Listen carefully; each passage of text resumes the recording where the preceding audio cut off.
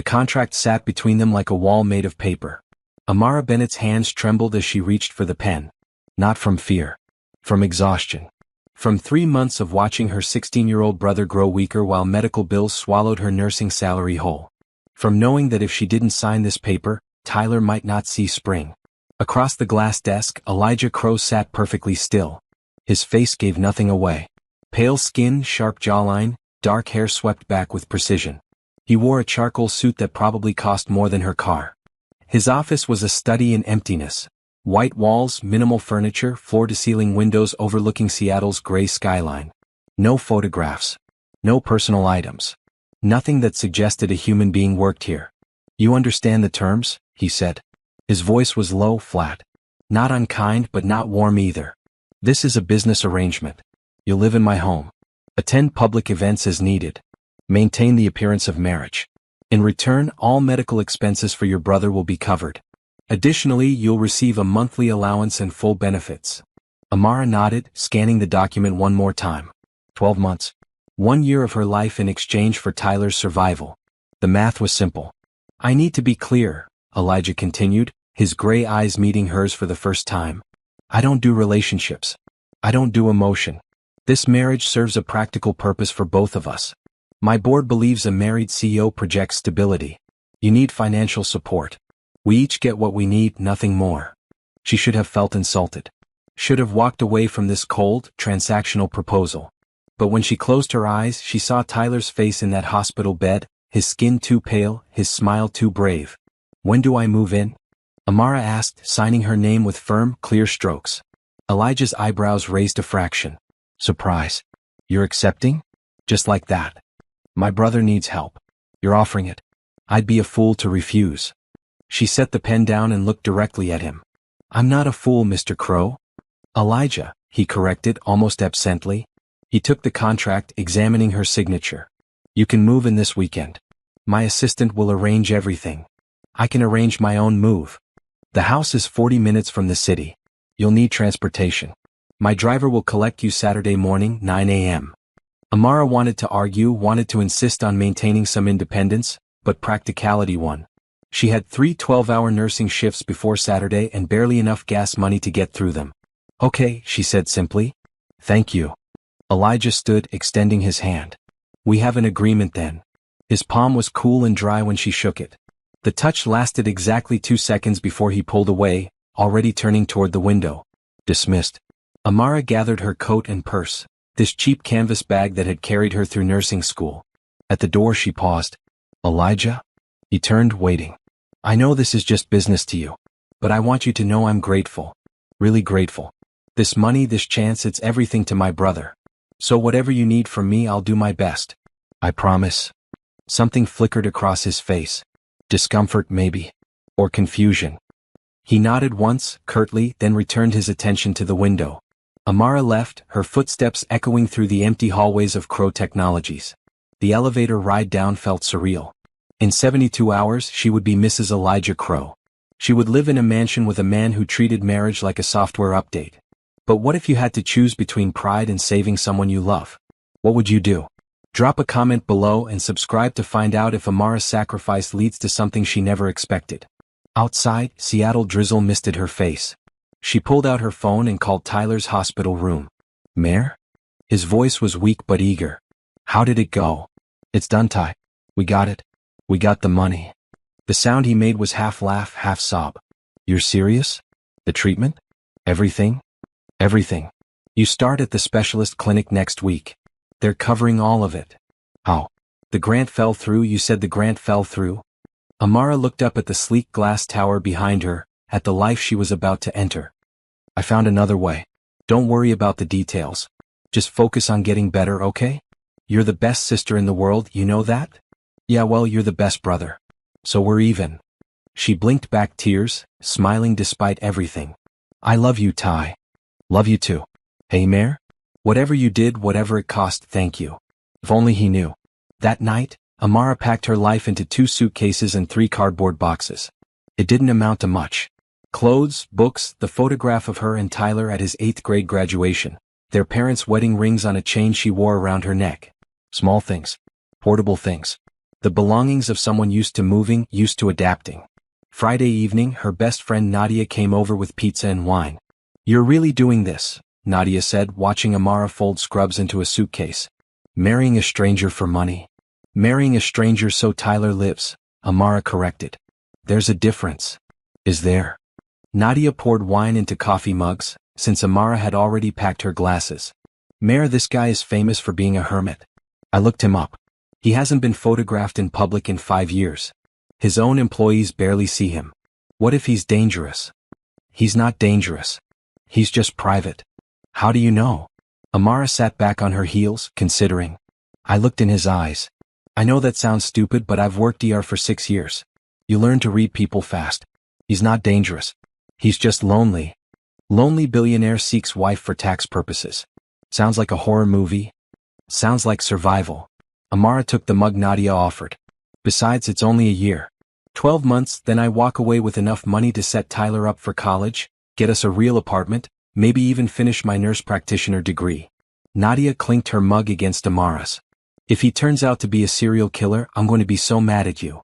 "If he's a serial killer, being mad at me will be the least of our problems." They laughed, but Amara felt the weight of tomorrow settling in her chest. She was about to step into a completely unknown life with a man who had made it clear he wanted nothing emotional from her. Just presence. Just appearance. She could do that. She had to. Saturday morning arrived cold and bright. The car that pulled up to her apartment building was sleek and black, the driver professional and silent. He loaded her bags without comment, held the door open, called her Mrs. Crow, like it was already fact. The drive took them out of the city, through suburbs that grew increasingly expensive, finally turning onto a private road that wound through dense evergreen forest. When the trees parted, Amara's breath caught. The mansion was modern and sprawling, all glass and steel and sharp angles, built into the hillside like it grew there naturally. The grounds were perfectly maintained but somehow still felt wild. Untouched. The driver opened her door. "Mr. Crow is in his office.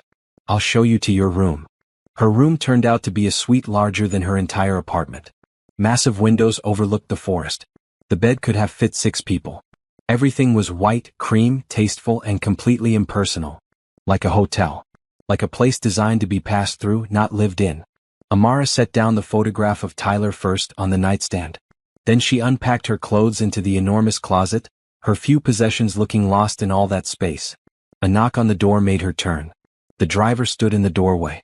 "Dinner is at 7 in the main dining room, if you wish to join Mr. Crow. If not, I can bring a tray to your room." "I'll join him," Amara said immediately. "Thank you." The driver nodded and left. Amara showered in the bathroom that had more square footage than her old bedroom, changed into simple jeans and a soft red sweater, and went exploring.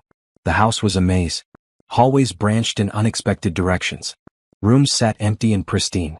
She found a library with thousands of books, a gym that looked untouched, a kitchen that could serve 50 but felt hollow. At exactly 7, she made her way to the dining room. A long table stretched beneath modern light fixtures. Place settings for 2 sat at opposite ends. Elijah appeared from a side door, still wearing dark slacks and a pressed shirt, though he'd lost the jacket and tie. He stopped when he saw her. "You came. You invited me." "I offered. Most people prefer their own space." He moved to his seat and she took hers, an ocean of polished wood between them. A woman Amara hadn't met served the meal, grilled salmon, roasted vegetables, a salad that looked like art.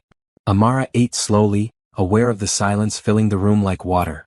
"How is your brother?" Elijah asked suddenly. Amara looked up, surprised. "Better. Knowing treatment is starting helped. His spirits are up." "Good." Silence again. "This is a beautiful home," Amara tried. "It's functional. It's lonely." Elijah's fork paused halfway to his mouth. He set it down carefully. "I prefer solitude. There's a difference between solitude and isolation." His gray eyes fixed on her, unreadable. "Is there?" "Yes." Amara met his gaze steadily. "Solitude is a choice. Isolation is a prison." For a long moment he said nothing. Then he picked up his fork again. "You've had a long day." They finished the meal in silence, but it felt different now. Less empty. More waiting. When the plates were cleared, Elijah stood. "I work late most nights. You won't see me much. Feel free to use any part of the house except the west wing. That's my private office." "Okay." He nodded and turned to leave. Elijah? He paused, not turning. Thank you. For dinner. For everything. It's part of our arrangement. I know. But still. Thank you. His shoulders tensed, then relaxed. He left without responding. Amara returned to her room and stood at the window, looking out at the darkening forest. Somewhere in this vast, cold house was a man who had bought himself a wife like other people bought furniture. Practical. Necessary. Emotionless. But she had seen something in his eyes during that last exchange. Something that looked almost like surprise. She pulled out her phone and texted Tyler. Day 1 in the mansion. It's weird but okay. Love you. His response came immediately. Love you too. Get some rest, Mare. You deserve it. She smiled, set the phone aside, and climbed into the enormous bed. Outside, rain began to fall, pattering against the glass. This was her life now. For 1 year. 12 months. What could possibly change in a year? Amara woke to sunlight flooding through windows she'd forgotten to cover. For a confused moment, she didn't know where she was. Then memory returned. The contract, the mansion, the silent billionaire at the other end of the dinner table. Her phone showed 6:47 a.m. Her body, trained by years of nursing shifts, wouldn't let her sleep past 7 no matter how exhausted she was. She dressed in comfortable clothes, a bright blue hoodie and leggings, and ventured out to explore properly. In daylight the house looked different. Less forbidding. The morning sun warmed the modern lines, made the glass walls feel transparent instead of isolating. The kitchen was her first destination. Restaurant-grade appliances gleamed and used. She opened the refrigerator and found it stocked with basics but nothing fresh, nothing that suggested regular cooking. Meal service probably. Everything pre-made and delivered. Amara made coffee using the intimidating espresso machine, managing to produce something drinkable on the third try. She was standing at the window watching deer move through the trees, when footsteps approached. Elijah appeared in running gear, slightly breathless, a sheen of sweat on his face. He stopped short when he saw her. Morning, Amara said, raising her mug. You're awake. I work hospital hours. Early rising is a hard habit to break. She gestured to the coffee machine. Want some? I figured out how to make it work. I usually just have it black from the pot. That's not coffee, that's punishment. She moved to the machine, recreating her earlier success, and handed him a proper cup. He accepted it with visible uncertainty, took a sip, and something in his expression softened. This is good. Hospital nurses live on good coffee and spite. I learned from the best. The corner of his mouth twitched. Not quite a smile but close. I have meetings today, he said, setting the cup down. The car is available if you need to go anywhere. My assistant left her number on the counter in your room for any questions. I have a shift tonight. 11 to 7. Elijah frowned. You're still working? The contract doesn't say I can't. And I like my job. The allowance is supposed to cover your expenses. The allowance is generous. But nursing is what I do. It's who I am. She met his eyes directly. Unless it's a problem? He considered this, then shook his head. No. It's not a problem. Good. Amara smiled. Then I'll see you tomorrow probably. Unless you're a night owl who eats breakfast at midnight. I eat at my desk usually. That's sad. It's efficient. Those aren't the same thing. Elijah studied her for a moment, this woman standing in his kitchen in a bright blue hoodie, challenging his habits with gentle certainty. Then he picked up his coffee and left without another word.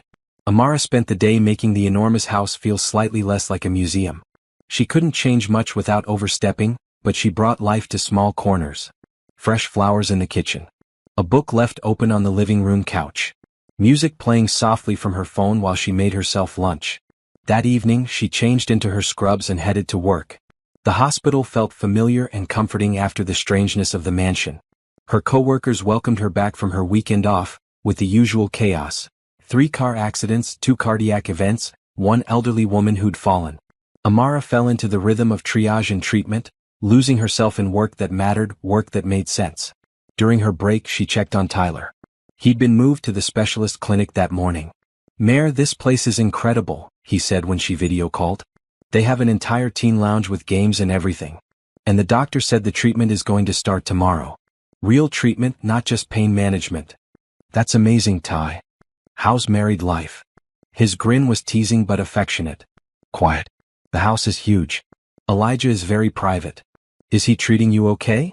He's fine. Polite. Distant but not mean. Tyler's expression turned serious. You'd tell me if something was wrong, right? I would. I promise. But honestly, it's okay. Strange, but okay. They talked until her break ended, and then Amara returned to the organized chaos of the ER. Somewhere across the city, in that glass and steel mansion, Elijah was probably still at his desk, eating dinner alone. The thought bothered her more than it should have. She returned to the house just after 8 a.m., exhausted and ready for sleep. But when she entered the kitchen, she found a note on the counter in precise handwriting. Coffee machine is temperamental. Thanks for showing me the right way. Next to the note sat a check for Tyler's first treatment installment. More money than Amara had seen in one place in her entire life. She picked up the check carefully as if it might dissolve. This was real. This strange arrangement, this cold contract, this distant man. All of it was real, and it was saving her brother's life. Amara made herself breakfast, showered, and climbed into bed. Before sleep took her, she texted Nadia. Day 2. Still not murdered. Actually kind of okay. Nadia's response came immediately. Low bar, but I'll take it. Love you. The days developed a rhythm. Amara worked her shifts, slept when she could, explored the house and grounds in between. Elijah appeared and disappeared like a ghost, always polite, always distant, always working. But small things began to change. She started making dinner on her nights off, enough for 2, leaving a covered plate in the refrigerator. It was always gone by morning. He started leaving the coffee machine clean and ready when he knew she'd be home in the morning. She brought fresh flowers every few days, brightening the stark spaces. He stopped disappearing immediately after their occasional brief conversations. They were still strangers. Still bound by contract rather than connection. But they were learning to exist in the same space, like 2 planets in orbit, not touching but aware of each other's gravity. 10 days into the arrangement, Amara came home from an especially brutal shift.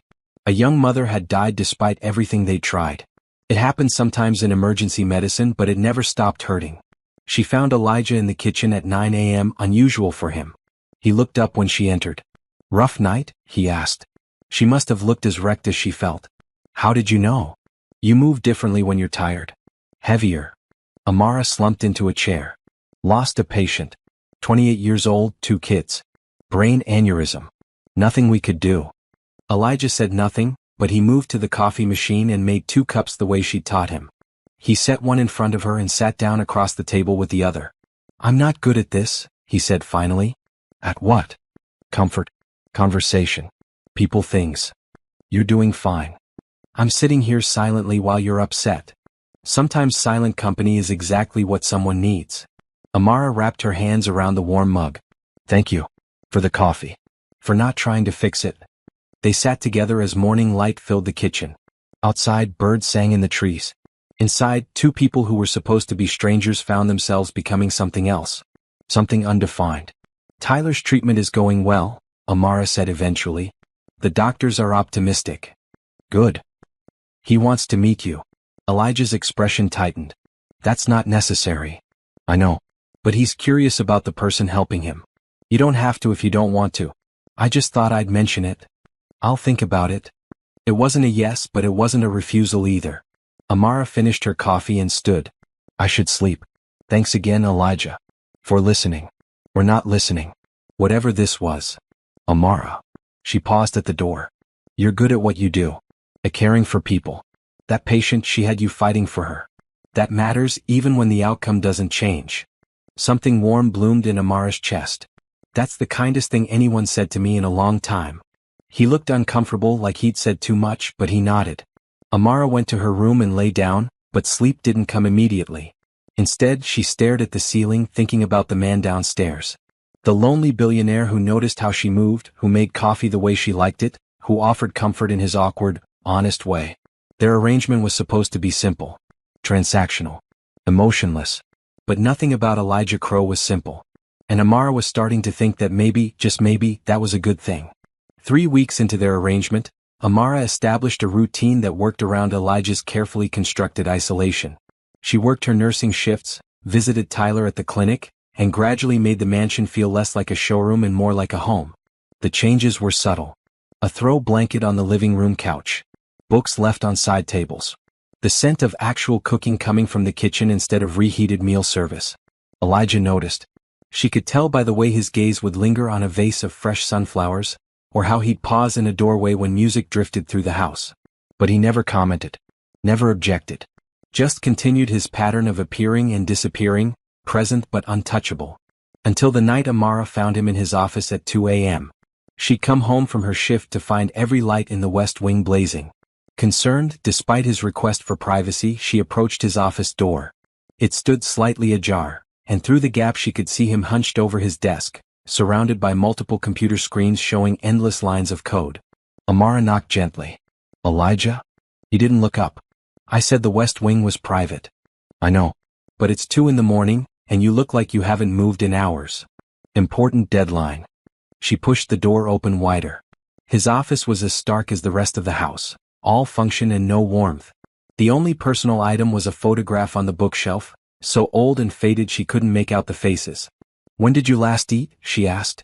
"I don't remember." Amara disappeared and returned 10 minutes later with a tray, sandwich, fruit, water, and coffee. She set it on the only clear corner of his desk. "I'm busy," he said, but his eyes flicked to the food. "I noticed." She pulled over a chair and sat down, not leaving. Elijah finally looked at her properly. "What are you doing?" "Sitting." "Why?" "Because you're running yourself into the ground and someone should probably notice." She pulled out her phone and opened a game. "I'm not going to talk or bother you. But I'm staying until you eat something." He stared at her like she was a puzzle he couldn't solve. Then, slowly, he reached for the sandwich. They sat in silence for 20 minutes. Elijah ate mechanically while typing, pausing occasionally to drink coffee. Amara played her game, present but not demanding. Finally, he pushed back from the desk and rubbed his eyes. "You're stubborn. I'm a nurse. We're all stubborn. It's a job requirement. I don't need caretaking. Everyone needs caretaking sometimes." She stood, collecting the empty dishes. "When is your deadline?" "Thursday." "That's 2 days away. You planning to sleep before then?" "Sleep is inefficient. Sleep is necessary. Your brain needs rest to function properly. Basic biology." Elijah's mouth twitched, that almost smile she'd seen a few times. "Are you always this bossy?" "Only when people are being ridiculous." She headed for the door, then paused. "Elijah? Thank you." "For what?" "For letting me sit with you. I know privacy is important to you." He nodded, already turning back to his screens, but she thought his shoulders looked less tense. The next night, Amara came home to find a note in the kitchen. "Working late again. Don't wait up." She smiled and made dinner anyway, leaving a plate in the fridge with a sticky note that read, "Efficiency doesn't mean starving yourself." At 11 p.m., unable to sleep, she wandered downstairs and found Elijah in the kitchen, eating the dinner she'd made, reading something on his tablet.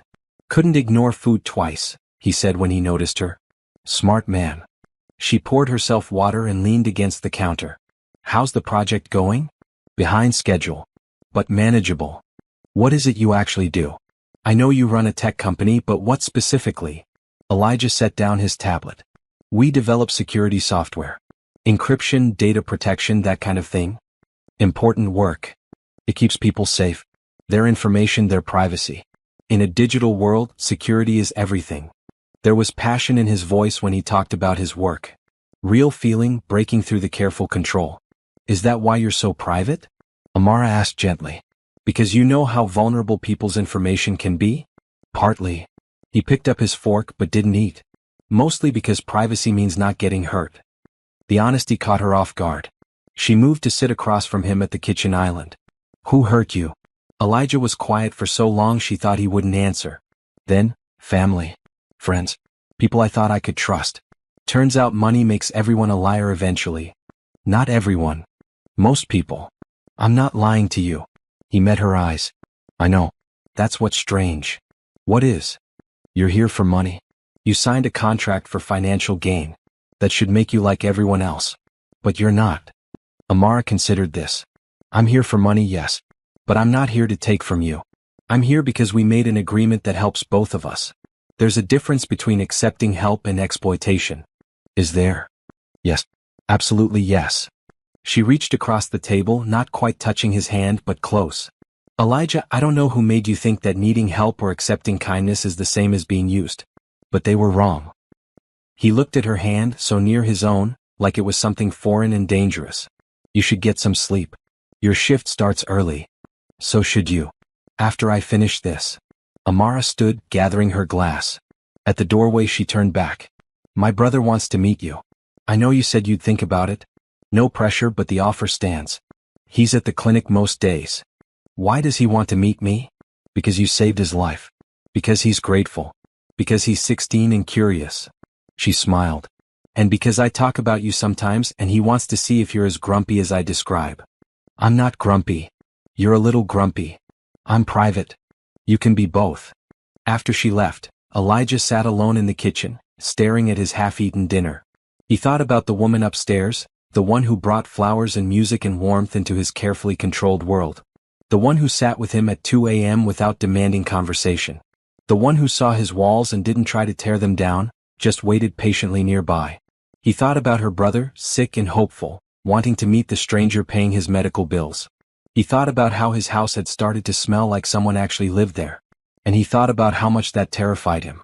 The next day, Elijah did something he hadn't done in 5 years. He left the office early. He drove to the specialist clinic where Tyler was being treated, parked in the visitor lot, and sat in his car for 10 full minutes, questioning every decision that had led to this moment. Finally, he texted Amara, I'm outside the clinic. If Tyler still wants to meet, I have 30 minutes. Her response came immediately, room 304. Thank you. The clinic was all bright colors and cheerful art, designed to make sick kids feel less afraid. Elijah hated it. Too loud. Too public. Too many people. But he found room 304 and knocked. Come in, a young voice called. Tyler Bennett sat in bed, thin but bright-eyed, wearing a green t-shirt and a grin that reminded Elijah of Amara's smile.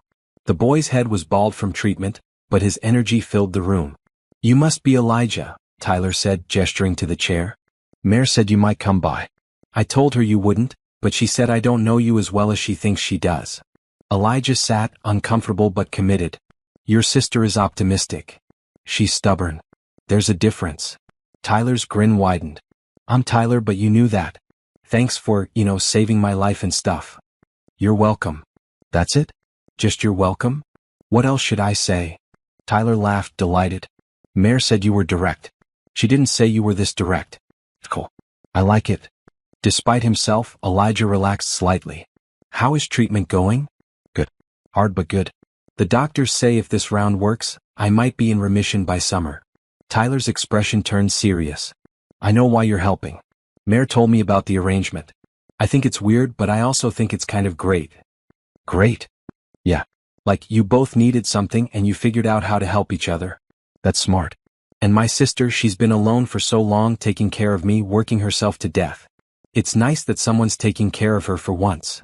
Elijah shifted uncomfortably. I'm not taking care of her. We have an arrangement. Sure. That's why she talks about you like you're a puzzle she's trying to solve. And why you drove all the way here on a weekday to meet her annoying little brother. You're not annoying. I'm definitely annoying. Mare would confirm. Tyler leaned back against his pillows. Can I ask you something? Okay. Why did you say yes to the marriage thing? You're a billionaire. You could have hired an actress or something, right? Why marry someone real? Elijah considered the question. My assistant suggested it. She said I needed someone genuine, not someone playing a part. Someone who would make the arrangement believable. And is it believable? I don't know. Well, Mare believes in it. She believes in most things. Hope, kindness, second chances. All that stuff that's supposed to be naive but somehow works when she does it. Tyler studied Elijah carefully. I think maybe you needed someone like that. Someone who believes. Before Elijah could respond, the door opened and Amara appeared in her scrubs, clearly on a break from her shift downstairs. She stopped, taking in the scene. You came. I had time, Elijah said, standing. He's been here 20 minutes, Tyler volunteered.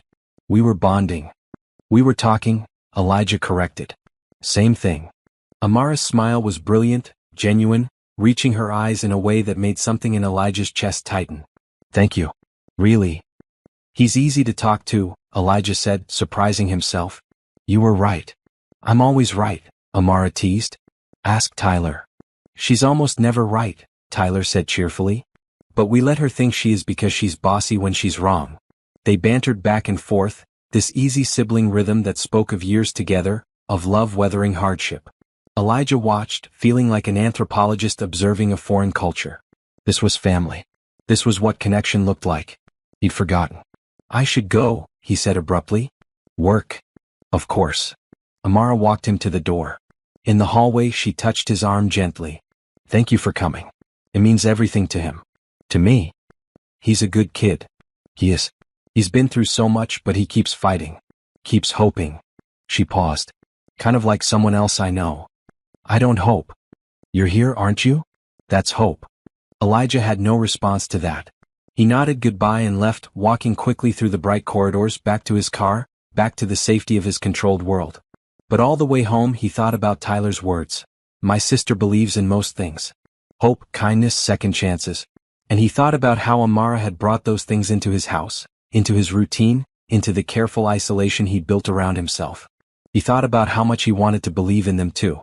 And how absolutely terrifying that was. The morning after Elijah met Tyler, Amara woke to find a note slipped under her bedroom door. His precise handwriting read, Your brother is right. You are stubborn. Coffee is ready. She smiled, tucking the note into her nightstand drawer with the others he'd left over the past weeks. Small communications, brief and practical, but she kept them all anyway. Downstairs the coffee was perfect. Next to the machine sat a bag of her favorite pastries from the bakery 20 minutes away. He must have gone early before she woke. Amara pulled out her phone and texted, Thank you for breakfast. You didn't have to. His response came while she was eating. I know. Wanted to. 2 words that felt like progress. Over the following week, small gestures became their language. Amara would leave books on topics she thought he'd find interesting. Elijah would order her favorite takeout on nights she worked late. She started a herb garden on the kitchen windowsill. He bought her a new stethoscope when he noticed her old one was wearing out. Neither acknowledged what was happening. Neither named the subtle shift from contractual obligation to something warmer. But it was there, growing like the basil and rosemary in the window, quiet but persistent. Thursday evening, Amara was reading in the living room when Elijah appeared, looking uncomfortable. I need to ask you something, he said. She set down her book. Okay. Tyler mentioned you talk about me. I do. Sometimes. When he asks how things are going. What do you say? Amara considered her answer carefully. I tell him you're kind even though you try to hide it. That you're brilliant at your work. That you care about things deeply but don't know how to show it. That you make really good coffee once someone teaches you how. Elijah sat in the chair across from her. That's not accurate. Which part? The kind part. I'm not kind. Kind people don't isolate themselves for 5 years. Kind people don't treat marriage like a business transaction. Kind people do whatever they need to do to protect themselves, Amara said gently. And then sometimes they meet someone who makes them reconsider whether protection is worth loneliness. Is this psychology or optimism? It's observation. She leaned forward. Elijah, you paid for my brother's treatment without hesitation. You let me keep working even though our contract doesn't require it. You drove to meet Tyler because you knew it mattered to him. Those are kind acts. Those are practical acts. They're both. He was quiet, processing. Then, I'm not good at this. At what? Whatever this is becoming. Amara's heart skipped. What do you think it's becoming? I don't know. That's the problem. He met her eyes and she saw real vulnerability there. The arrangement made sense. Clear terms, defined boundaries. But you keep bringing flowers and making dinner and sitting with me at 2 a.m., and nothing makes sense anymore. Does it need to make sense? Everything needs to make sense. Why? Because. He stopped, struggling with words. Because if it doesn't make sense, I can't control it.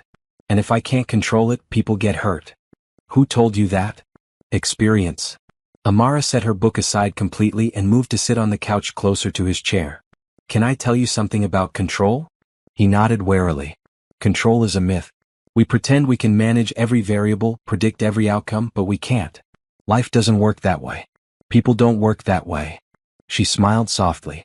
The only thing we can control is how we respond. Whether we meet uncertainty with fear or with courage. And you think I should choose courage? I think you already have. Coming to meet Tyler, letting me into your space, accepting coffee and pastries without demanding to know why. Those are all acts of courage. Elijah looked at his hands. What if I'm terrible at this? At friendship or whatever we're building? Then you practice. Make mistakes. Try again. What if I hurt you? What if I hurt you? He looked up sharply. You wouldn't. How do you know? Because you're. He gestured vaguely. You're you. And you're you. A person trying his best just like everyone else. Amara reached out and for the first time actually took his hand. His fingers were cool and still against hers. I'm not asking you to change who you are, Elijah. I'm just asking you to consider that maybe isolation isn't the only way to be safe. He looked at their joined hands like they were something miraculous and terrifying. This wasn't part of the arrangement. I know. It complicates things. I know. We should probably maintain boundaries. Probably. Neither of them moved. Neither let go. Tyler's treatment is going really well, Amara said finally. The doctors are talking about early remission. That's good. It's because of you. It's because of medical science. It's because you made medical science accessible. She squeezed his hand gently. You can accept gratitude, you know. It won't kill you. It might. Dramatic. Realistic. Amara laughed, and Elijah's expression softened into something almost resembling a smile.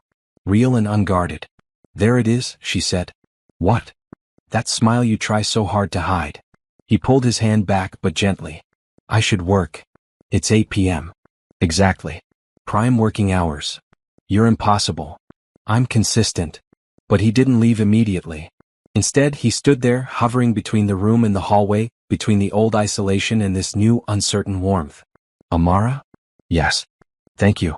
For the pastries. And the herbs. And the books. He paused. And for sitting with me when I worked too late. You're welcome.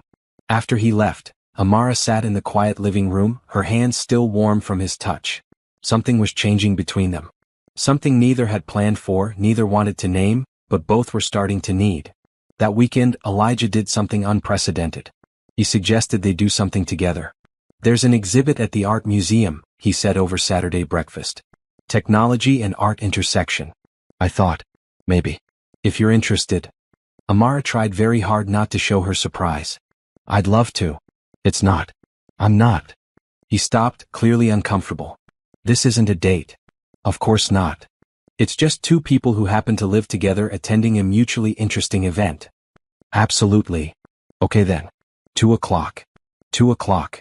Amara dressed carefully in dark jeans and a deep red blouse, telling herself she wasn't trying to look nice for him, that this was just normal museum attire. Elijah wore black slacks and a charcoal sweater that made his gray eyes look almost silver. He opened the car door for her, awkward but trying, and they drove into the city together. The museum was quiet on a Saturday afternoon. They wandered through exhibits, Elijah explaining the technology behind interactive installations, Amara pointing out artistic choices he'd overlooked. You see everything as code, she observed. You see everything as human experience. Maybe we both need to see it both ways. They stood in front of a digital sculpture that responded to movement, light shifting and changing as people passed. Elijah watched the patterns, analyzing. Amara watched the people, noting their delight. It's beautiful, she said. It's elegant code. It's both. She glanced at him. You're allowed to find things beautiful without understanding exactly why. That sounds inefficient. That sounds human. They grabbed coffee afterward, sitting in a small cafe near the museum.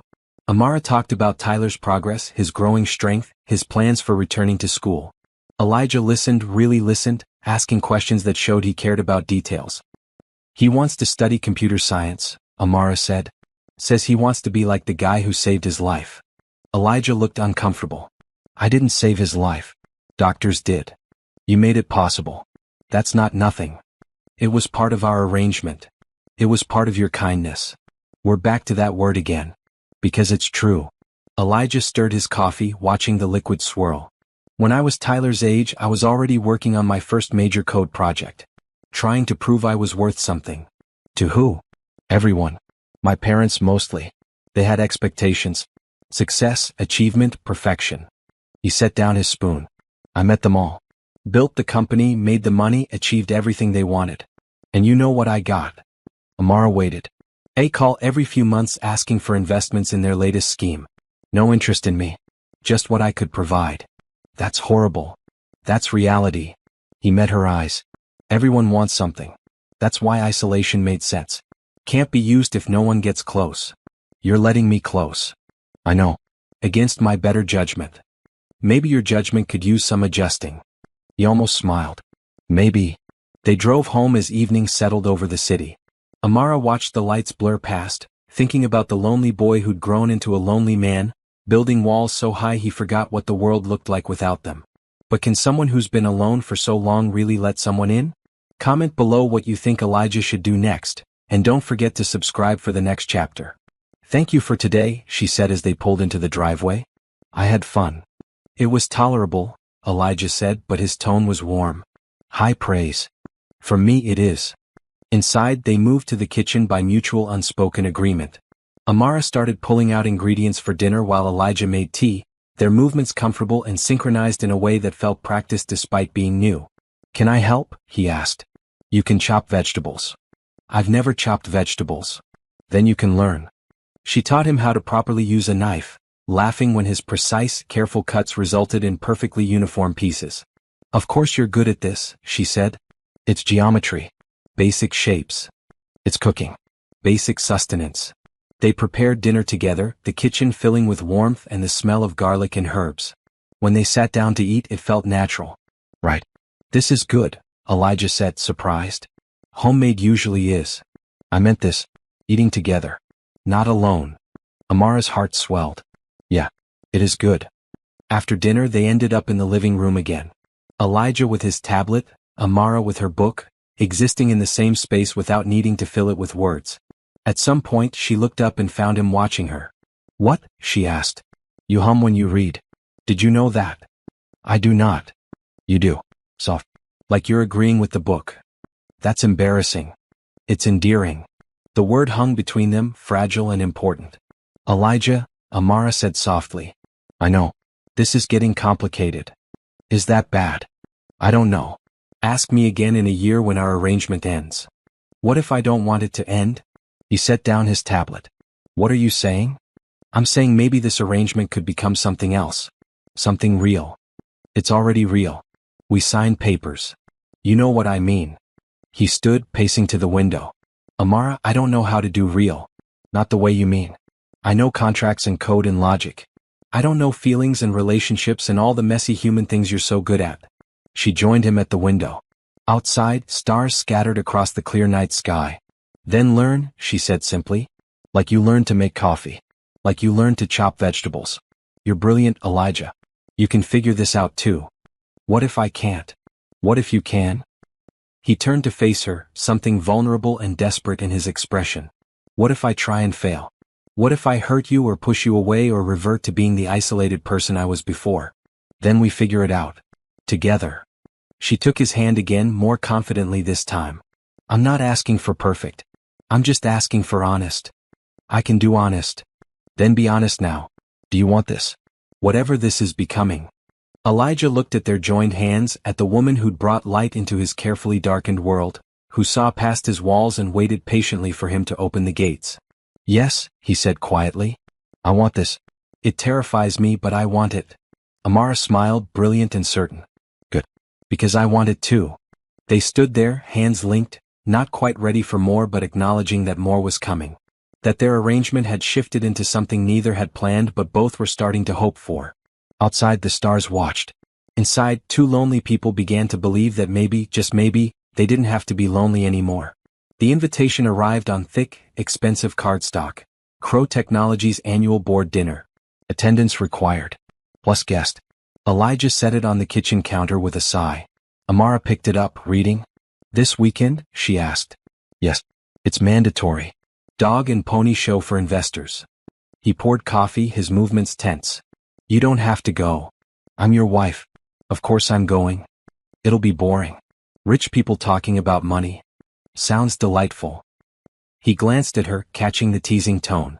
You're making fun of me. A little. She smiled. Elijah, this is part of our arrangement, remember? Public appearances. I knew what I signed up for. This is different. These people are. He stopped, choosing words carefully. They're sharks. They'll judge you, assess you, try to figure out what you want from me. Let them try. Amara. She set down the invitation and took his hand, a gesture that had become natural between them over the past few weeks. I can handle rich people. I've handled worse. Trust me. I do trust you. That's not the issue. Then what is? He looked at their joined hands. I don't want them to make you feel small.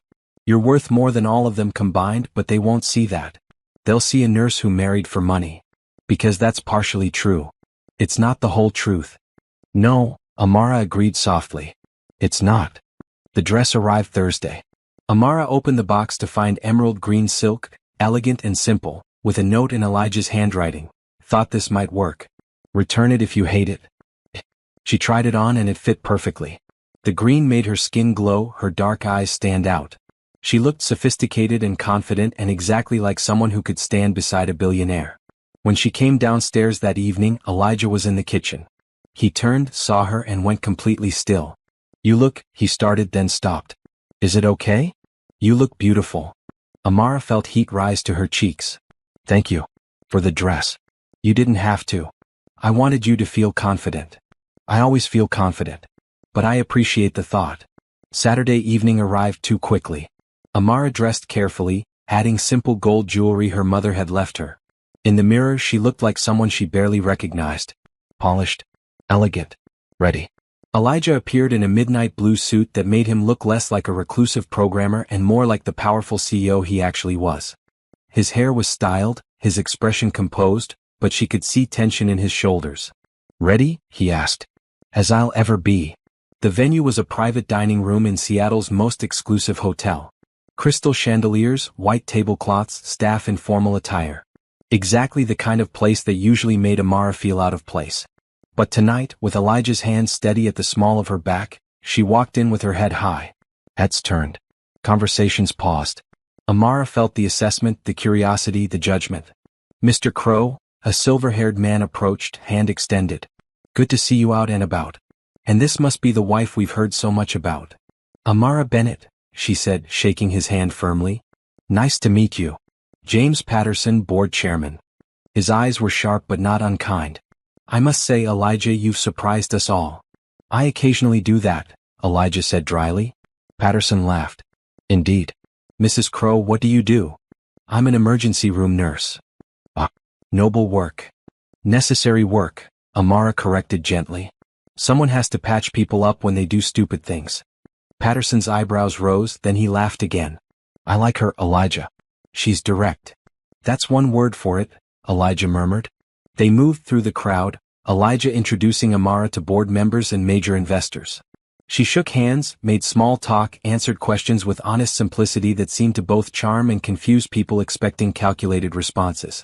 A woman in designer everything approached, all sharp angles and sharper smile. Amara, is it? How fascinating that Elijah finally emerged from his cave. Tell me, how did you two meet? Through work, Amara said simply. What kind of work? The complicated kind. The woman's smile tightened. Elijah's hand pressed more firmly against Amara's back, supportive. Another board member, younger and clearly trying too hard, joined them. Mrs. Crow, you must be thrilled with all this. He gestured vaguely at the room, the wealth, the excess. Thrilled with what specifically? Amara asked. Well, the lifestyle. The opportunities. I'm thrilled my brother is healthy. The rest is just circumstances. He blinked, confused. Elijah's mouth twitched toward a smile. Dinner was formal and long. Amara found herself seated between Patterson and a tech investor named Gloria Chen, both of whom proved surprisingly genuine once past their corporate exteriors. You're not what I expected, Patterson said during the second course. What did you expect? Someone more polished, practiced. Sorry to disappoint. You haven't. Quite the opposite. He glanced at Elijah, who was in deep conversation with another board member. I've known Elijah since he founded this company. Brilliant mind but isolated. Unreachable. Tonight he looks almost human. He is human. He's just been practicing being a fortress. And you're the battering ram? Amara laughed. I prefer to think of myself as a patient gardener. Fortresses are tiring. Gardens are nicer. Patterson studied her thoughtfully. He's lucky to have you. We're lucky to have each other. Later, during coffee and dessert, Gloria leaned over. Can I ask you something personal? You can ask. I might not answer. Fair. Is this real? You and Elijah? Amara considered the question carefully. It's becoming real. We started from an unusual place, but what we're building now is genuine. Good. He deserves genuine. Gloria smiled. And honestly, so do you. Half the people here married for business or status or boredom. If you're finding actual connection, hold on to it. I plan to. The evening wound down. Amara was exhausted from smiling and small talk, but she'd survived. More than survived. She'd held her own. In the car heading home, Elijah was quiet. "You okay?" Amara asked. "You were incredible tonight. I just talked to people. You charmed board members who haven't smiled in decades. Patterson pulled me aside to say you're the best thing that's happened to this company." "That's dramatic. That's accurate." He reached across the seat and took her hand. "Thank you. For coming. For being yourself. For making them see that maybe I'm not completely hopeless. You were never hopeless. Just lonely. Same thing sometimes." They drove in comfortable silence, hands linked. At home, Amara kicked off her heels with relief while Elijah loosened his tie. "Want tea?" she asked. "Please." In the kitchen, they moved through the familiar routine of late-night tea and conversation. Amara perched on the counter while Elijah leaned against the island. "Patterson said something interesting," Amara mentioned. "What?" "That you look almost human these days." Elijah winced. "Ouch." "He meant it as a compliment. Said he's never seen you this engaged with life." "That's because of you. That's because of us. We're doing this together, remember?" He moved closer, standing between her knees, not quite touching but near. "I don't know how you did this." "Did what?" "Made me want to be part of the world again. Made isolation feel lonely instead of safe." Amara cupped his face gently. "You did that yourself. I just showed up and refused to let you hide. That's a terrible strategy." "It worked." He smiled, real and unguarded. Then, slowly, carefully, he leaned forward and rested his forehead against hers. "Is this okay?" he whispered. "This is perfect." They stayed like that, breathing the same air, existing in the same space, not kissing but closer than they'd ever been. "Amara?" "Yeah. I'm glad you're here. I'm glad we made this arrangement. I'm glad you refused to let me stay in my fortress." "Me too." Eventually they pulled apart, the moment too fragile to push further. But something had shifted again. Another wall down. Another step toward whatever they were becoming. That night, Amara lay in bed thinking about Elijah's face when he'd called her beautiful. About his hands steady at her back all evening. About his forehead against hers in the quiet kitchen. Their arrangement had 6 months left. She was starting to hope it would never end. The call came on a Tuesday morning while Amara was finishing her shift. Tyler's doctor, voice bright with news she'd been hoping to hear. "The latest scans are clear. All markers are normal. Amara, your brother is in remission." She had to sit down. Right there in the hospital hallway, she just sat on the floor and cried. Happy tears, relieved tears, grateful tears. When she got home, Elijah was working in his office. She knocked and entered without waiting, and the moment he saw her face he stood. "What happened?" "Tyler's in remission. He's clear. He's going to be okay." Elijah's expression transformed, something like joy breaking through his careful control. "That's incredible. They want to keep monitoring, but he can leave the clinic next week. He can come home." She laughed, wiping her eyes. "He can come home, Elijah." Without thinking, she crossed the room and hugged him. Elijah went rigid with surprise, then slowly, carefully, his arms came around her, holding her while she cried against his shoulder. "Thank you," she said into his shirt. "Thank you for making this possible. I'm happy for you. For both of you." She pulled back, looking up at him. "He wants to stay here during recovery. Is that okay? Just for a few weeks until he's stronger?" "Of course. This is your home too. Our arrangement didn't include housing a teenager. Our arrangement has evolved significantly from its original terms." He smiled slightly. "Besides, I like Tyler. You met him once. He's smart and direct. I appreciate that." Tyler arrived the following Saturday, thin but grinning, carrying a backpack and boundless enthusiasm. Amara watched Elijah's expression when her brother bounced into the mansion, all energy and questions. "This place is huge," Tyler said, spinning around. "Mayor said it was big, but this is like movie mansion big." "It's adequate," Elijah replied. "It's crazy. Can I see everything?" "Tyler," Amara warned. "Elijah has work." "Actually," Elijah said slowly, "I could take a break. Show you around." Amara blinked in surprise. Elijah offering to spend time with people was unprecedented. But he led Tyler through the house, patiently answering questions about the architecture, the technology, the purpose of various rooms. Tyler's designated room was next to Amara's, decorated in blues and grays. The bed was already made, fresh flowers on the desk, a welcome basket with snacks and books. "You did this?" Tyler asked Elijah. I had help. But yes. This is the nicest room I've ever had. Tyler set down his backpack carefully. Thank you. Really. For everything. You're welcome. Can I ask you something? Okay.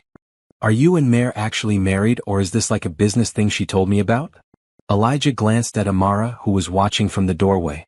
It started as business. It's becoming something else. Good. She deserves something good. Tyler flopped onto the bed. And you seem okay. Weird, but okay. I'll take that as a compliment. You should. That evening they had dinner together in the actual dining room, all three of them. Tyler filled the silence with stories from the clinic, observations about the mansion, questions about Elijah's work. So you basically protect people's data from hackers? Tyler asked. Essentially, yes. That's cool. I want to do that. Computer stuff. Coding. He gestured with his fork. Mare said you started your company young. 22. How did you know you were good enough? Elijah considered the question. I didn't. I just knew I was willing to work harder than anyone else. That's what Mare always says. About nursing. That caring isn't enough, you have to show up and do the work. Your sister is smart. She's bossy. That too, Elijah agreed, and Amara laughed. After dinner, Tyler wanted to see Elijah's office. Amara expected resistance, but Elijah agreed, leading them to his private wing. The office was exactly as Amara remembered, minimal, functional, focused. But Tyler saw it differently. Wow, he breathed, taking in the multiple monitors, the clean code on screens, the complexity. This is incredible. It's work. It's art. Look at this. Tyler moved closer to a screen showing security software architecture. This is beautiful. The way it's structured. Elijah's expression softened. You see that? Of course. It's elegant. Efficient. Tyler glanced back. Could you teach me? Not now, I know you're busy. But sometime? Amara watched Elijah process the request. This was vulnerability, allowing someone into his workspace, sharing his knowledge, building connection. Yes, Elijah said finally. I could teach you.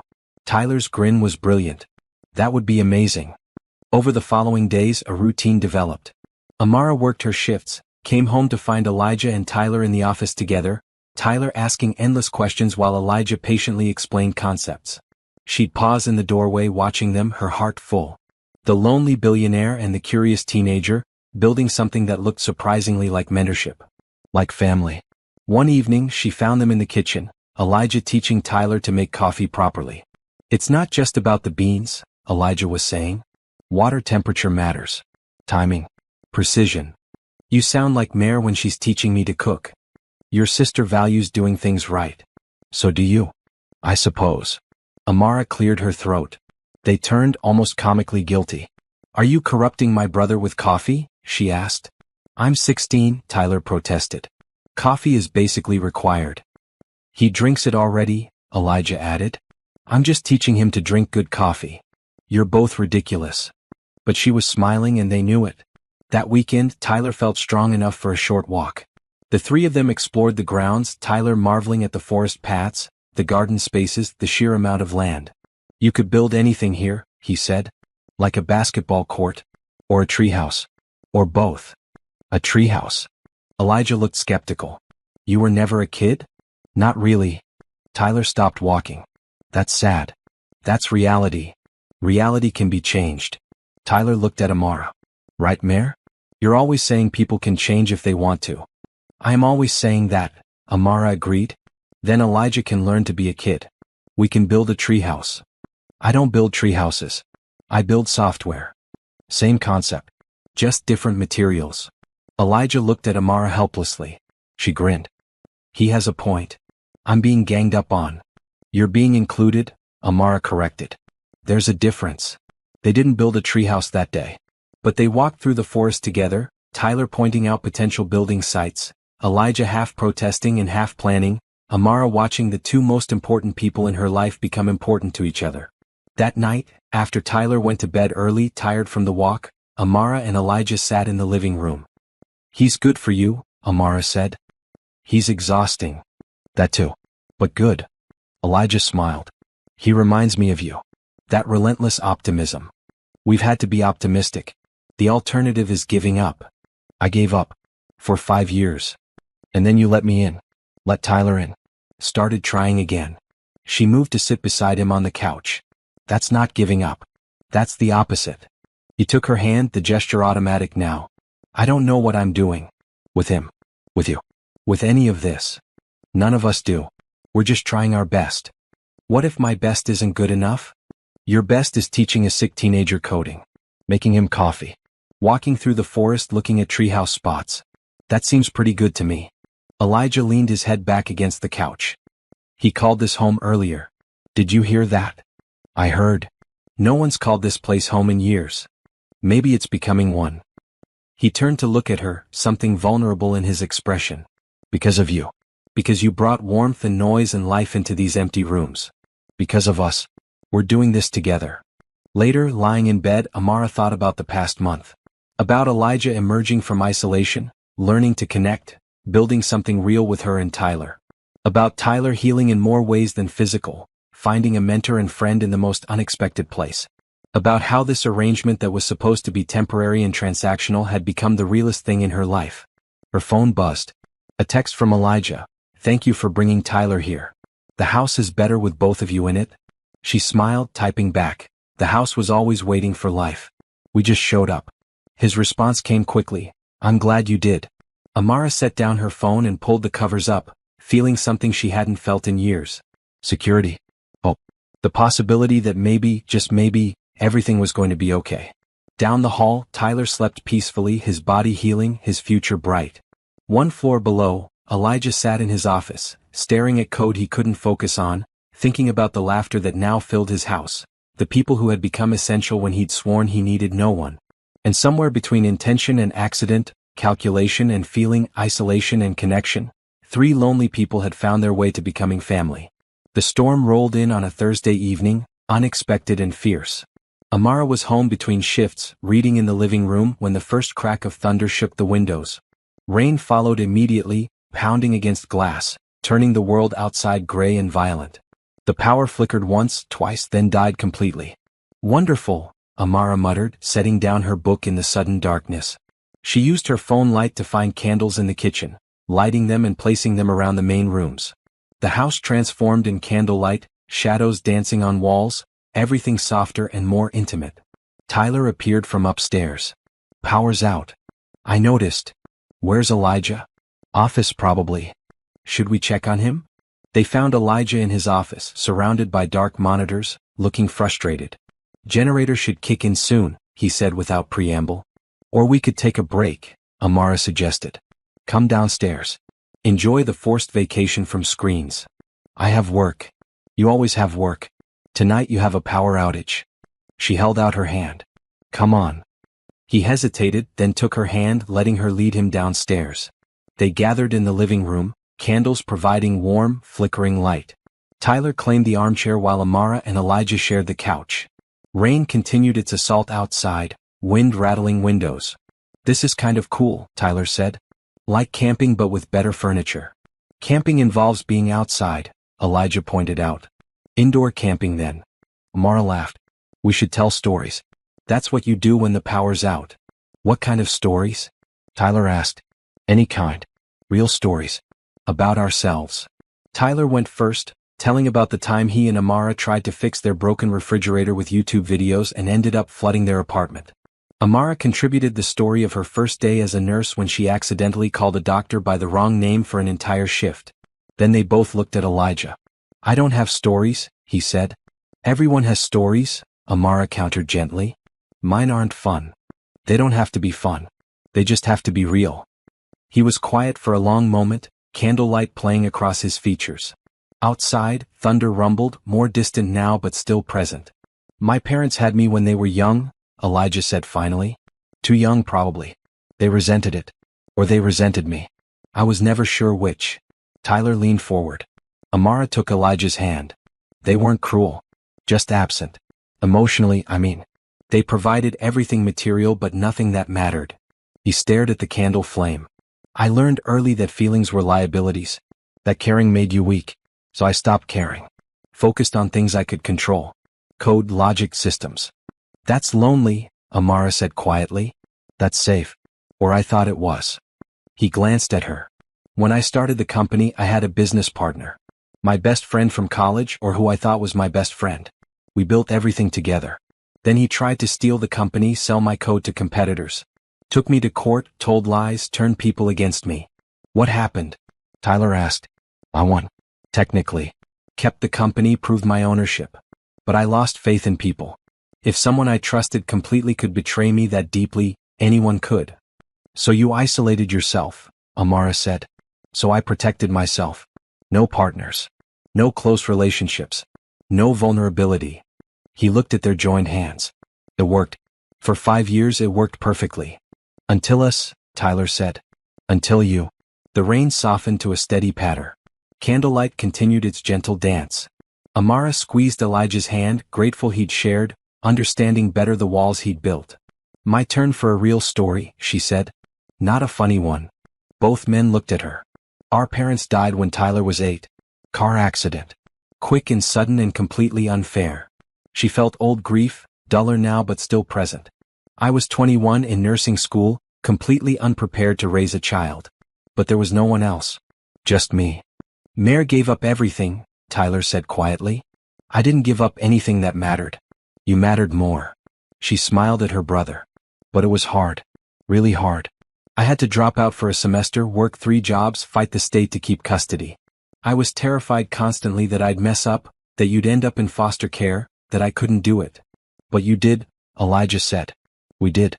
Together. She looked at Tyler. You made it easy to keep fighting. Even when I was exhausted, even when the bills were overwhelming, you were there being brave and hopeful and good. I wasn't that good. I complained constantly. You were 8 and had lost everything. Complaining was reasonable. Tyler's eyes were bright with unshed tears. I never said thank you enough. For raising me, for fighting for me, for never giving up even when it would have been easier. You say thank you every time you're kind to someone, every time you work hard, every time you choose hope over cynicism. Amara's voice caught. You turned out amazing, Ty. That's all the thanks I need. Elijah watched them, this sibling bond forged in loss and maintained through love. This, he said. This is what I didn't understand. That vulnerability isn't weakness. That letting people in isn't giving them power to hurt you. It's giving them the chance to make life worth living. You're learning, Amara said. Because you taught me. Both of you. He looked between them. I spent 5 years thinking loneliness was strength. But strength is sitting in a powerless house with people who matter, telling truths that hurt and choosing to stay anyway. Thunder cracked closer now. The storm had circled back, rain intensifying again. But inside, warmed by candlelight and honesty, 3 people sat together in comfortable silence. Can I say something? Tyler asked eventually. Of course, Amara said. When I was sick, really sick, I used to imagine what would happen after. If I survived, what kind of life I'd have. I imagined Mare finally getting a break, not having to work so hard. I imagined having a real home instead of tiny apartments. I imagined feeling safe. He looked around the candlelit room. This is better than anything I imagined. You two together, this house, this weird little family we're building. It's perfect. Amara felt tears slip down her cheeks. Ty. I mean it. Elijah, I know you and Mare started this as business. But it's not business anymore. You care about each other. I see it in how you look at her, how she talks about you. And I'm just saying, don't waste it.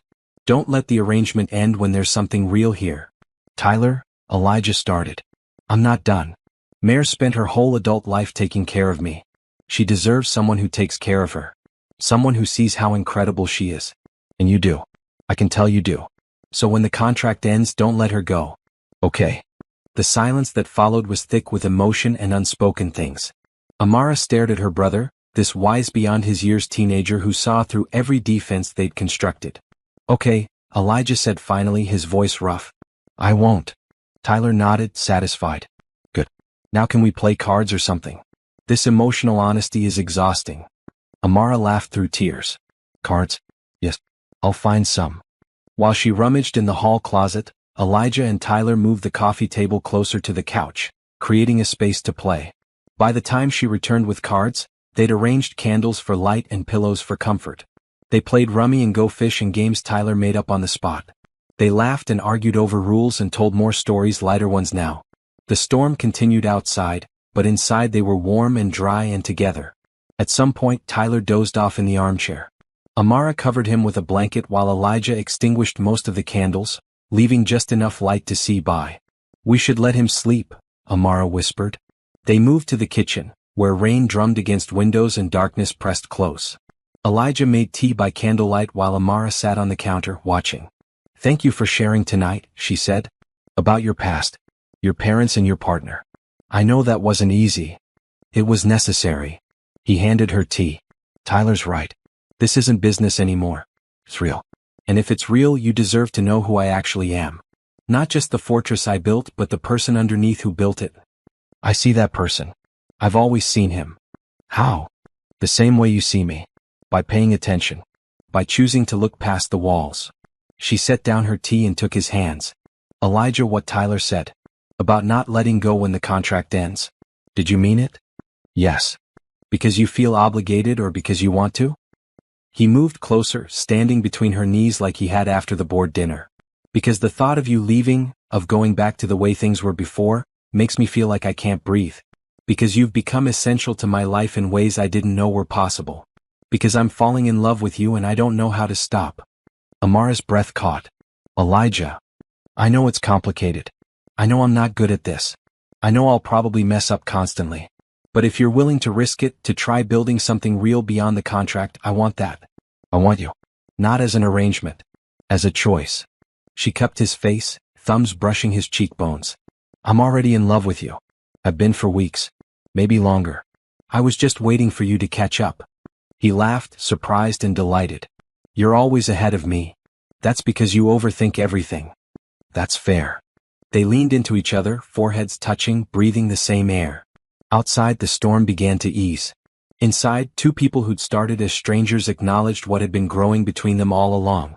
"So what now?" Elijah asked. "Now we finish our tea. Check on Tyler. And tomorrow we start figuring out what real looks like."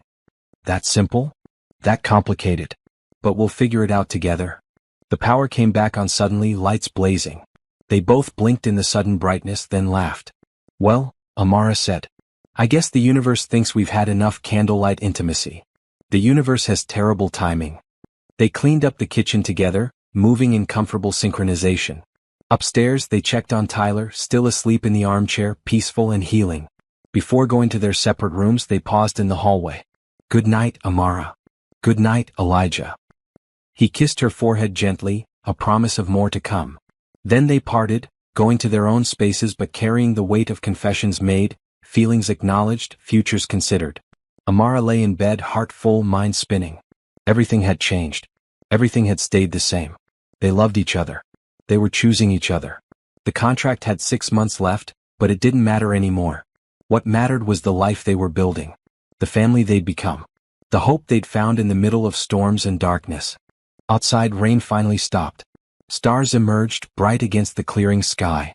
Inside, 3 people who'd all been lonely in different ways settled into sleep, knowing tomorrow would bring new complications, new conversations, new chances to choose each other.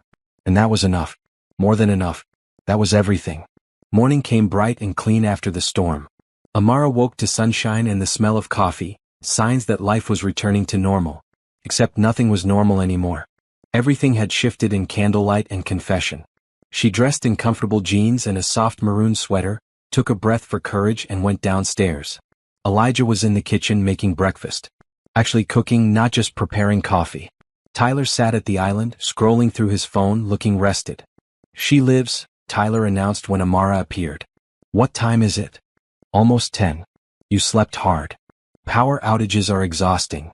She moved to the coffee pot, very aware of Elijah's presence, his movements, the new knowledge between them. "I'm making pancakes," Elijah said. "Or attempting to." "You cook now." Tyler suggested I should learn basic survival skills. "Cooking is not survival," Tyler protested. "It's art. It's sustenance," Elijah corrected, flipping a slightly misshapen pancake. Amara watched them banter, her heart warm. This was what family looked like. Comfortable teasing, shared space, cooperation. Breakfast was chaotic and perfect. Elijah's pancakes were edible if not pretty. Tyler critiqued the technique while Amara added fruit and syrup to make everything better. They ate together, talking about nothing important, just existing in each other's company. After Tyler went upstairs to shower, Amara and Elijah cleaned the kitchen in silence. Not uncomfortable silence, but loaded silence. full of things unsaid since last night. So, Amara said finally, drying a plate. So, Elijah echoed. Last night was intense. Yes. Do you regret it? What you said? He turned to face her fully. No. Do you? Not even a little. She set down the dish towel. But we should probably talk about what happens next. Agreed. Walk with me. They went outside into the forest behind the house, following paths through still wet undergrowth. Everything smelled clean and green, washed new by the storm. I've been thinking, Elijah said as they walked. The contract has 6 months left. But I don't want to wait 6 months to start our actual relationship. What are you suggesting? Dating. Actually dating. Even though we're technically already married. Amara laughed. That's very practical and very you. Is it too weird? It's perfect. She took his hand as they walked. We did everything backwards. Marriage before dating, contract before feelings. Might as well keep the theme going. They emerged into a small clearing where morning sun broke through trees. Elijah stopped, pulling her around to face him. I want to do this right, he said seriously. Take you places, spend time together, learn everything about you not related to survival or necessity. I want to choose you every day not because of a contract, but because I can't imagine choosing anyone else. Elijah Crow, are you asking me on a date? Many dates. Starting today if you'll agree. I have a shift tonight. Then starting after your shift. Tomorrow. Whenever you're free. Amara smiled, rising on her toes to kiss his cheek. Yes. To all of it. Yes. His expression transformed, joy breaking through in a way she'd never seen. He pulled her into a proper embrace, arms tight around her, face buried in her hair. I don't know how to do this, he murmured. I'll probably mess up constantly. Then you mess up and we figure it out. That's how relationships work. That sounds terrifying. It is. It's also wonderful. They stood there holding each other in the forest clearing, sun warming their backs, future uncertain but chosen. Over the following weeks they dated. Elijah took Amara to quiet museums and small restaurants. She brought him to community events and local parks. They went to movies and concerts and farmers markets, learning each other's preferences, building shared experiences. Tyler watched with barely concealed delight, offering commentary and unsolicited advice. You should hold her hand more, he told Elijah one evening. We hold hands. In public. Show people she's yours. She's not mine. She's her own person who chooses to spend time with me. Wow. That's actually really enlightened. But still hold her hand. Amara came home from shifts to find flowers and notes. Elijah started leaving work at reasonable hours to have dinner with her and Tyler. They cooked together, watched movies, talked for hours about everything and nothing. One Saturday, Elijah surprised them both. I have an idea, he announced over breakfast. Dangerous, Tyler said. I want to show you something.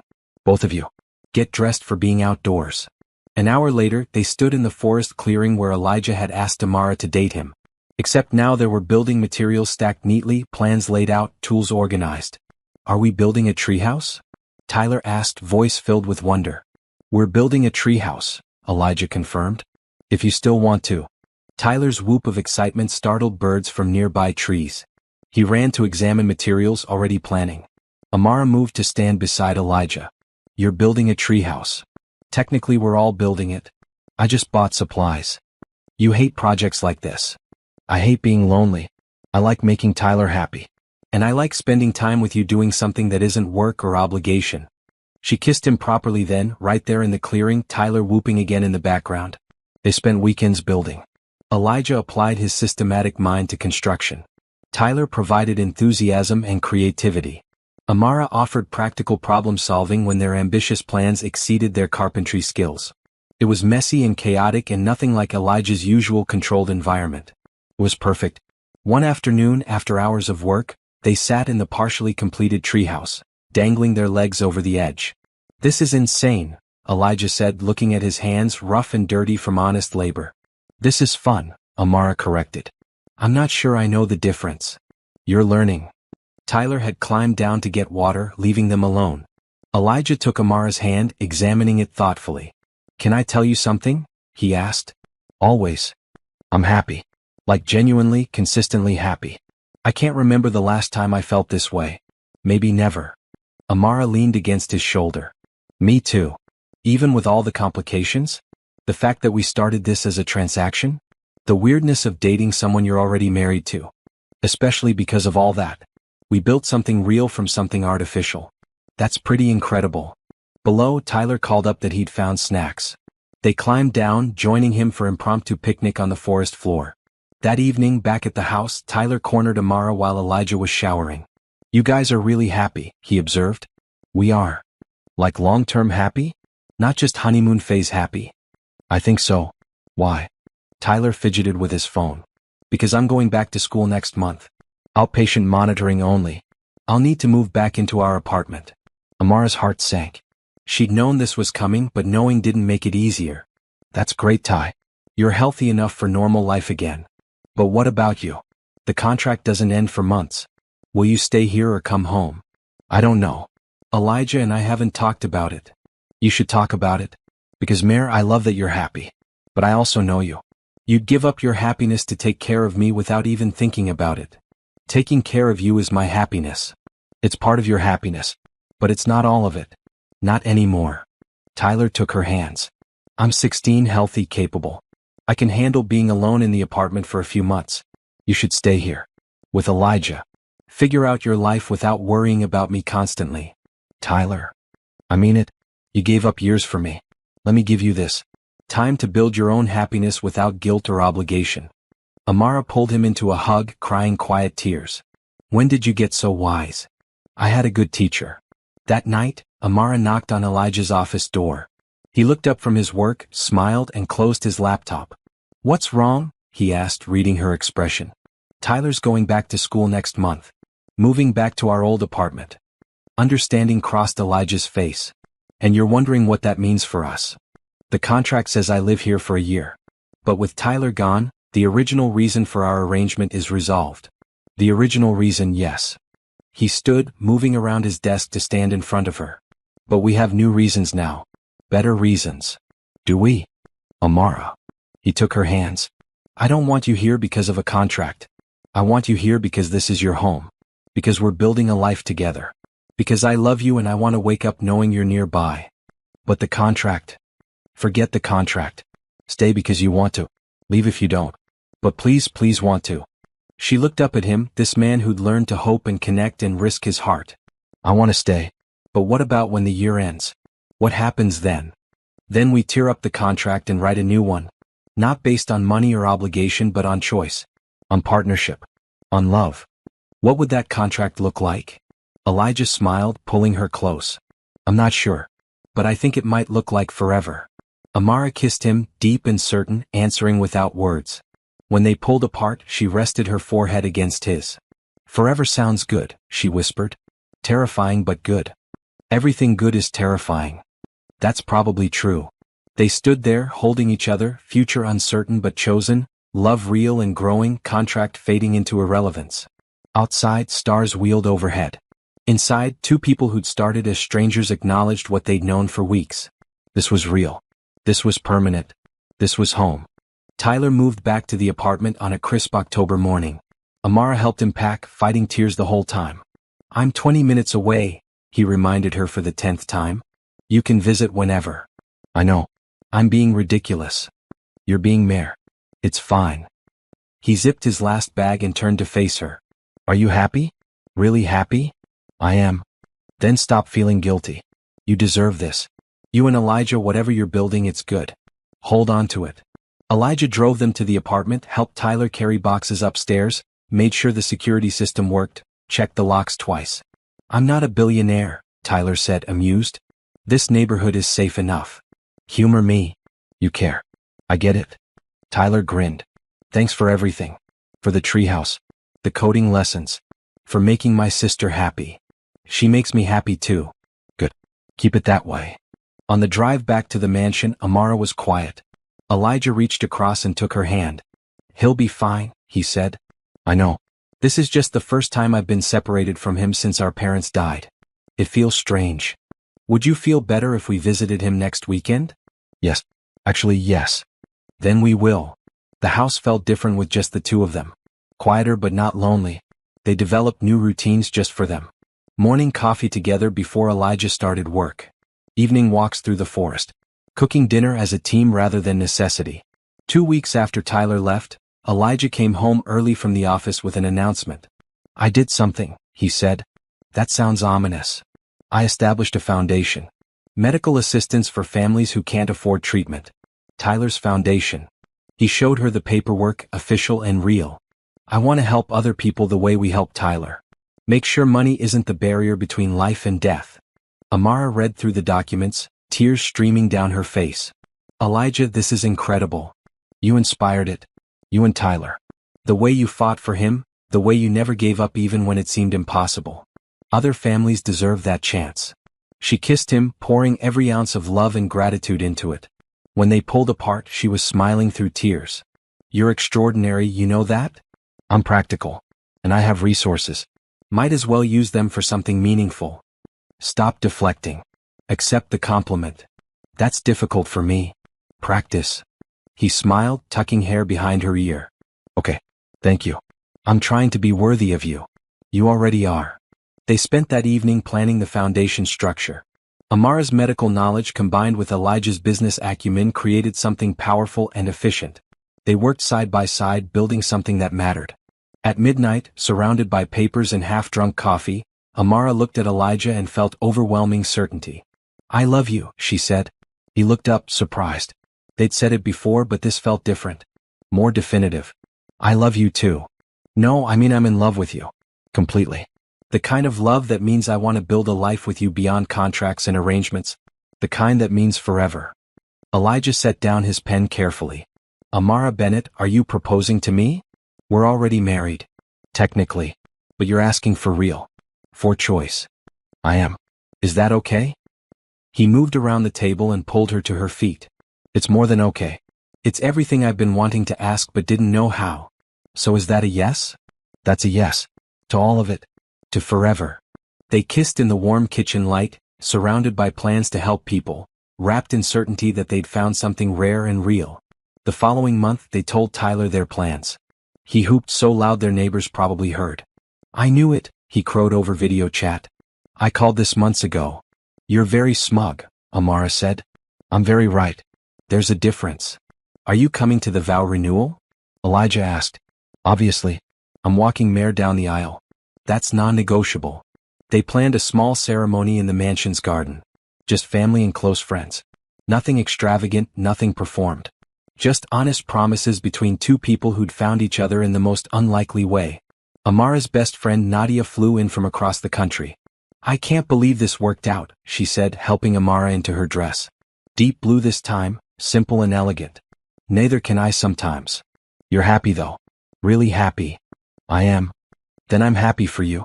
Even if you did marry a stranger for money and somehow turned it into true love. That's very you, Mare.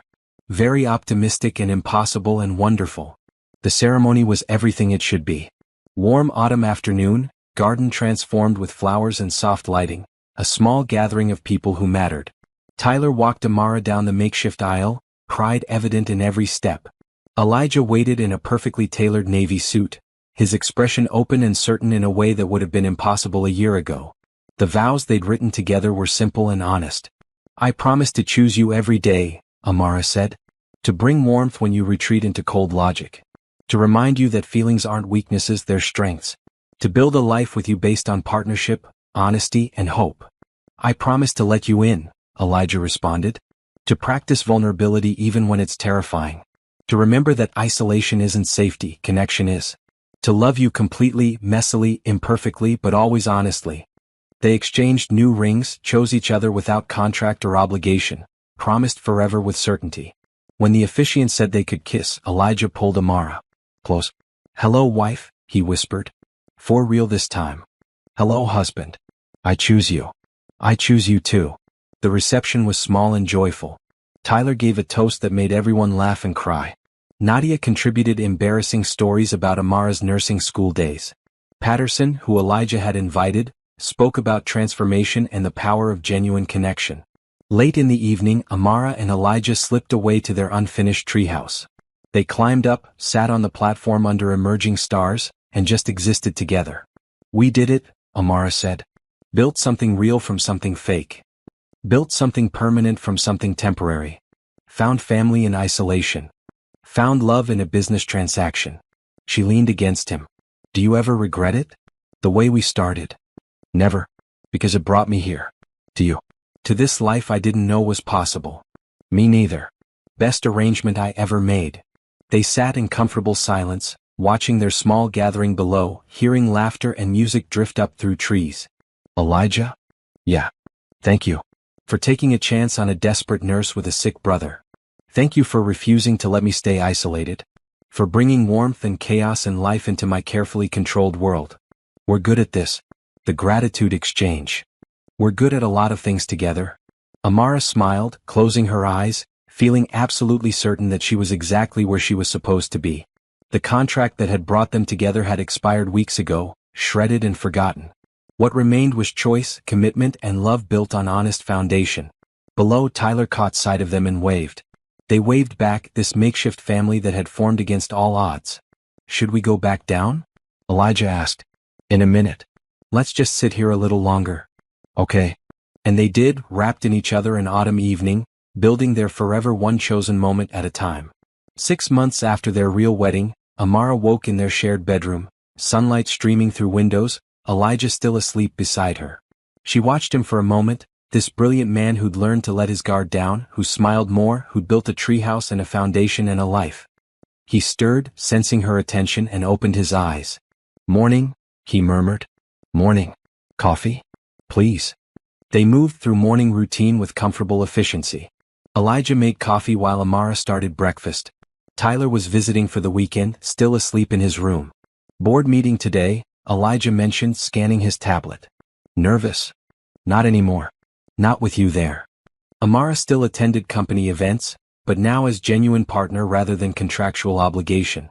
The board had come to respect her insights, her honesty, her ability to translate Elijah's technical vision into human terms. The foundation presentation is today too, she reminded him. Right. Patterson's bringing potential donors. Tyler's foundation had grown rapidly. In 6 months they'd helped 40 families access treatment. The impact rippled outward, lives saved, hope restored. Tyler appeared, still in pajamas, hair sticking up. Is there coffee? Always, Elijah said, pouring a cup. Thanks. Hey, I've been thinking. Dangerous, Amara teased. Seriously? I want to do an internship at Crow Technologies this summer. Learn the business side of tech, not just coding. Elijah looked surprised. You'd want to work with me? Obviously. You're brilliant and you have the patience to actually teach. Plus nepotism. He grinned. I'm not above using family connections.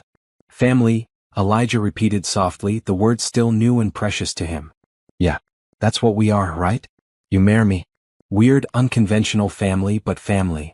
Yes, Elijah agreed. That's exactly what we are. They spent breakfast planning Tyler's potential internship, discussing projects and learning opportunities. Amara watched them, her heart full, thinking about how far they'd all come. That afternoon, the board meeting went smoothly. Elijah presented quarterly results with confidence, fielded questions with ease, referenced Amara's insights naturally. This version of him, engaged and connected, bore little resemblance to the isolated man she'd met a year ago. The foundation presentation followed. Amara and Elijah stood together, sharing stories of families helped, lives changed, futures made possible. An older woman in the audience raised her hand. Mrs. Crow, what inspired this foundation? Amara glanced at Elijah, then answered honestly. My brother was dying. We had no money for treatment. I was desperate. I made an arrangement with Elijah that saved Tyler's life, and in the process, we discovered that medical care shouldn't depend on desperation or luck. It should be accessible. The foundation exists to make that possible. The arrangement, another donor asked. This was your marriage arrangement? The one that started as business? Yes, Elijah said firmly. We married initially for practical reasons. But what grew from that arrangement became the most important thing in both our lives. And we wanted to extend that chance, that hope, to others. The room was silent, then someone started clapping. It spread, becoming genuine applause. After the meeting, Patterson pulled them aside. You two are remarkable. Turning personal experience into public good. The foundation will change lives. It already has, Amara said simply. That evening they walked through their forest, checking progress on the treehouse. It was finished now, complete with windows and a small deck, Tyler's summer project brought to completion. Remember when you said you'd never build a treehouse? Amara asked. I say a lot of things that turn out to be wrong. Like what? Like that I prefer isolation. That feelings are liabilities. That I'd never let anyone close again. He stopped walking, turning to face her. You've proved me wrong about everything. Good. I have something for you. He pulled out a folder of papers. Amara opened it, reading quickly, then looked up in shock. You're putting the house in both our names? It's your home too. Has been for a year. Should be official. Elijah, this is millions of dollars of property. This is our home. Where we built our life. Where we'll keep building it. He took her hands. I don't want anything separate anymore. Not assets, not space, not future. I want everything shared, everything together. Amara kissed him, papers still clutched in one hand. I love you so much. I love you too. More than I knew was possible. They walked back to the house as sun set, painting the sky orange and pink. Tyler had already left for the apartment, giving them evening alone. In the kitchen, preparing dinner together, Amara felt profound contentment. This life they'd built, this partnership they'd forged, this love they'd found. It was everything she'd never dared to hope for. What are you thinking? Elijah asked, noticing her expression. That a year ago I was desperate and alone, signing a contract with a stranger. And now I'm here with you, building a life that's better than anything I imagined. Same. A year ago I was isolated and convinced it was the only way to be safe. Now I can't imagine going back to that emptiness. We saved each other. We did. Dinner was simple and perfect. Conversation flowed easily, mixing serious topics with teasing banter. After cleaning up, they moved to the living room, Elijah with work he'd brought home, Amara with a book. But she couldn't focus on reading. She kept watching him, this man who'd become her everything. You're staring, he said without looking up. I'm appreciating. There's a difference? Significant one. He set aside his tablet and patted the couch beside him. She moved over, curling against his side. Can I tell you something? She asked. Always. I'm thinking about going back to school. Finishing my nurse practitioner degree. That's wonderful. What changed? You.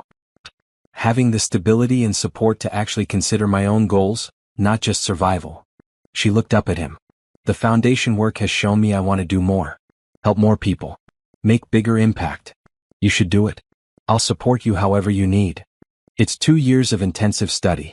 I'd be distracted and busy. Then we'll be distracted and busy together. I'm good at busy. Amara laughed. That's true. They talked about logistics, programs, timing. Elijah offered to adjust his schedule, reduce travel, make space for her education. It was easy, natural, the kind of partnership she'd never had before. Later, standing at their bedroom window looking out at star-filled sky, Amara thought about the journey that had brought them here. Desperation to hope. Contract to love. Strangers to family. What are you thinking now? Elijah asked, coming to stand behind her. That I'm grateful. For Tyler getting sick in a weird way because it brought me to you. For your assistance suggesting a real marriage instead of hiring someone. For every small decision that led here. I'm grateful too. For you refusing to be intimidated by my walls. For bringing warmth and light into my isolation. For teaching me that connection is worth the risk. She turned in his arms. We're going to make it, aren't we? Long term. Forever.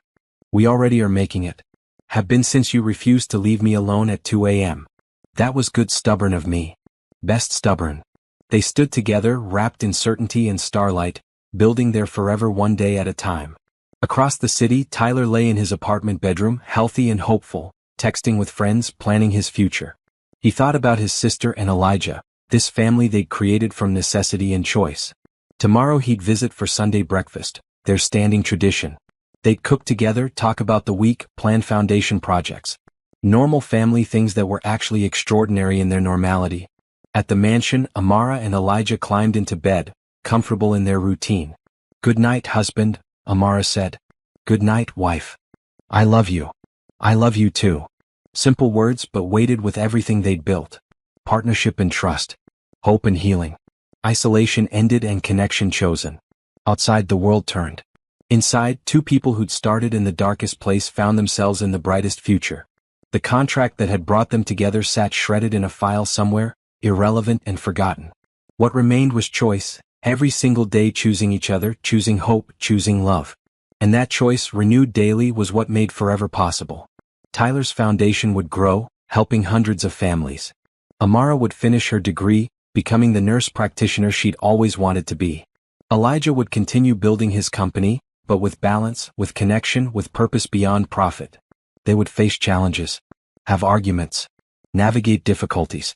But they'd face them together with the certainty that came from choosing each other not once in desperation, but continuously in love. The treehouse stood in the forest, testament to growth and change. The mansion, once cold and empty, hummed with life and warmth. The foundation carried Tyler's name forward, turning private pain into public good. And two people who'd been profoundly lonely discovered that the opposite of loneliness isn't just company. It's partnership. It's choosing to show up every day. It's building something real from something artificial. It's hope and kindness and love leading the way.